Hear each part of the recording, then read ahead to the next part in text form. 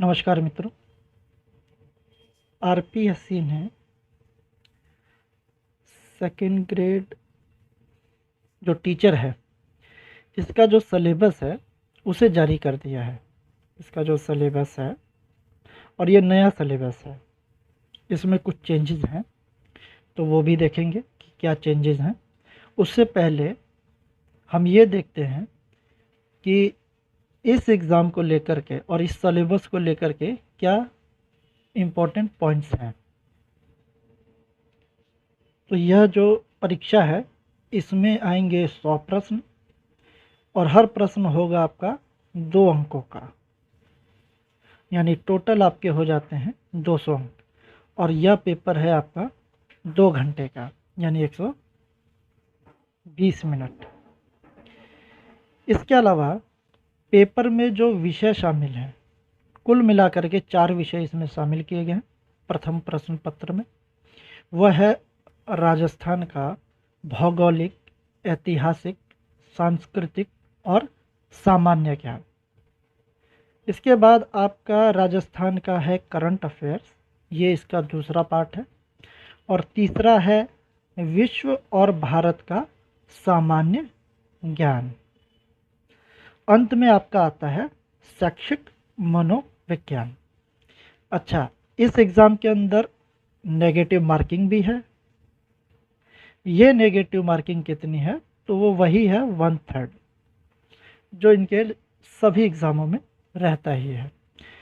अब हम देखते हैं ये जो इसके ये चारों पार्ट हैं एग्ज़ाम के, इन चारों का विस्तार से सिलेबस क्या है, तो यह देखते हैं एक बार। तो ये फर्स्ट पेपर के सिलेबस का ये पहला पार्ट है, राजस्थान का भौगोलिक, ऐतिहासिक, सांस्कृतिक और सामान्य ज्ञान। इसके अंदर देखते हैं क्या क्या चीज़ें शामिल की गई हैं। तो वो है भौतिक विशेषताएं राजस्थान की जलवायु, जल निकासी, वनस्पति, कृषि, पशुधन, डेयरी विकास, जनसंख्या वितरण, विकास, साक्षरता, लिंग अनुपात, जनजाति, उद्योग और प्रमुख पर्यटन केंद्र। आगे है इसमें राजस्थान की जो प्राचीन संस्कृति और सभ्यता है, इसमें आपके विशेष रूप से जो 4 जगह है, कालीबंगा, आहड़, गणेश्वर और बैराठ, इनके बारे में विशेष रूप से पढ़ना है। उसके बाद आपका आता है 8वीं से 18वीं शताब्दी। इसके दौरान जो राजस्थान का इतिहास रहा है वो पढ़ना है आपको। तो देखते हैं उसके अंदर क्या क्या चीज़ें हैं राजस्थान के इतिहास में 8वीं से 18वीं शताब्दी।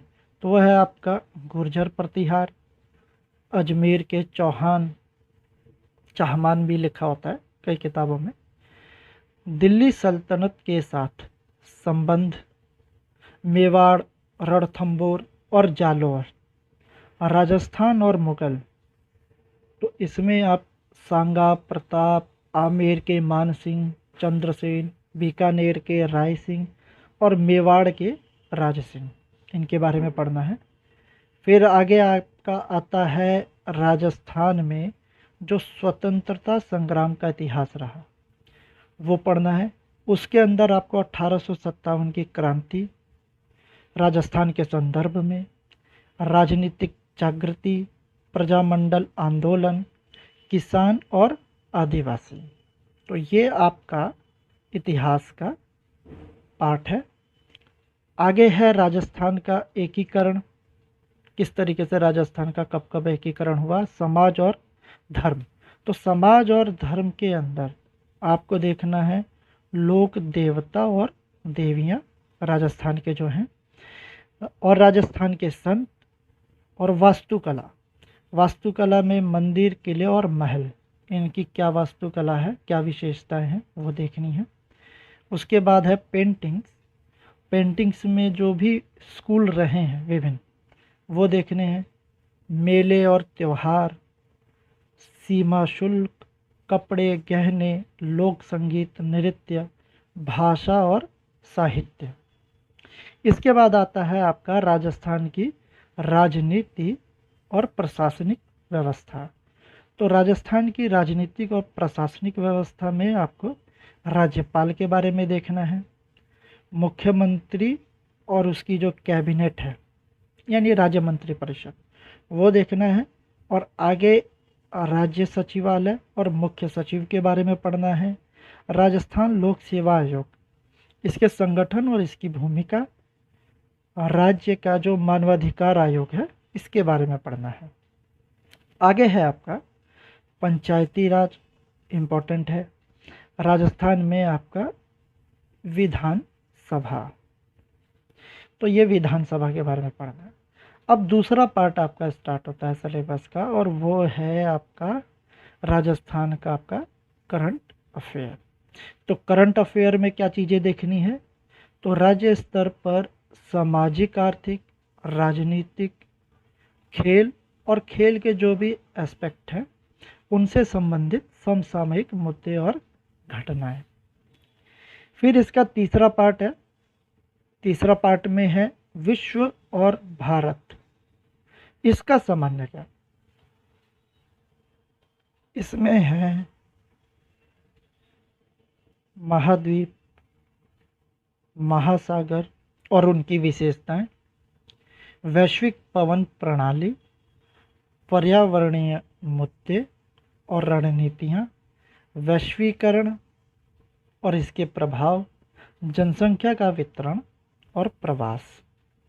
इसके बाद है आपका भारत। तो भारत की जो भौतिक विशेषताएं हैं, मानसून प्रणाली है, जल निकासी है, वनस्पति और ऊर्जा संसाधन, तो ये देखना है। इसके आगे है आपका भारतीय अर्थव्यवस्था। तो भारतीय अर्थव्यवस्था में क्या है, तो भारत में कृषि, उद्योग, सेवा क्षेत्र, इन सभी में वृद्धि और विकास। उसके अलावा भारत का जो विदेशी व्यापार है इसके बारे में देखना है, उसके क्या रुझान है, संरचना है, दिशा है, ये चीज़ें देखनी है। फिर आपका आ जाता है सामान्य ज्ञान में भारतीय संविधान, राजनीतिक व्यवस्था और विदेश नीति। इसका यहाँ पर ये पॉइंट्स दिए हैं कि क्या क्या चीज़ें देखनी है। तो वो है आपका 1919 और 1935 का जो भारत सरकार अधिनियम, इसके विशेष संदर्भ में भारत का संवैधानिक विकास। आपको पता ही है कि 1935 का जो भारत सरकार अधिनियम है उसमें से 50% से भी ज़्यादा उसका जो पार्ट है वो डायरेक्ट शामिल कर लिया गया था भारतीय संविधान में, सशक्त ज़्यादा ही है बल्कि। अब भारतीय संविधान, इसमें आपको देखना है अंबेडकर की भूमिका, संविधान का निर्माण और उसकी संविधान की जो मुख्य विशेषताएं हैं, मौलिक अधिकार है, मौलिक कर्तव्य है, नीति निर्देशक राज्य नीति, अच्छा, राज्य का नीति निर्देशक सिद्धांत। उसके बाद है आपका भारतीय राष्ट्रपति और प्रधानमंत्री, इसका जो ऑफिस है वो भी देखना। राजनीतिक दल, प्रधानमंत्री के ऑफिस को क्या बोलते हैं, पीएमओ। राजनीतिक दल और दबाव समूह, भारत की विदेश नीति के सिद्धांत और इसके निर्माण में विशेष रूप से नेहरू जी का क्या योगदान है, यानी उनकी जो पंचशील और गुट निरपेक्ष, यह जो नीति रही है, विशेष रूप से गुट निरपेक्ष की नीति, क्योंकि वो आज तक चल ही रही है, तो वो देखना। भारत और संयुक्त राष्ट्र संघ, संयुक्त राष्ट्र संघ आपको पढ़ना है, लेकिन भारत के साथ वैश्वीकरण आपको देखना है, इसके विशेष संदर्भ में अंतर्राष्ट्रीय राजनीति और उसमें उभरते रुझान। ये आपका तीसरा पार्ट खत्म होता है। उसके बाद आपका अंतिम आ जाता है शैक्षिक मनोविज्ञान। ये शैक्षिक मनोविज्ञान में जो पॉइंट्स दे रखे हैं, मेरे पास जो किताब है वो है एस.के. मंगल जी की किताब है, उसमें ये सभी पॉइंट्स है। मैंने आज ही चेक किया था और मैं इसका रिव्यू भी कर दूंगा उस बुक का, ताकि आपको हेल्प हो सके। हालांकि वो किताब काफ़ी मोटी है, तो सारी किताब तो पढ़ने की ज़रूरत है नहीं, लेकिन जो चैप्टर यहाँ दे रखे हैं वही चैप्टर आपको वहाँ से केवल पढ़ने हैं, या और भी किताबें हैं आपके पास, जो भी है उससे आप पढ़ सकते हैं। तो शैक्षिक मनोविज्ञान, तो शैक्षिक मनोविज्ञान में पहला ही आ जाता है आपका शैक्षिक मनोविज्ञान का अर्थ, कक्षा की स्थिति में शिक्षक के लिए कार्य क्षेत्र और निहितार्थ। शिक्षार्थी का विकास, तो शिक्षार्थी के विकास में हम ये कॉन्सेप्ट पढ़ते ही हैं, वृद्धि और विकास की अवधारणा। उसके अलावा शारीरिक, भावनात्मक, संज्ञानात्मक, नैतिक और सामाजिक विकास।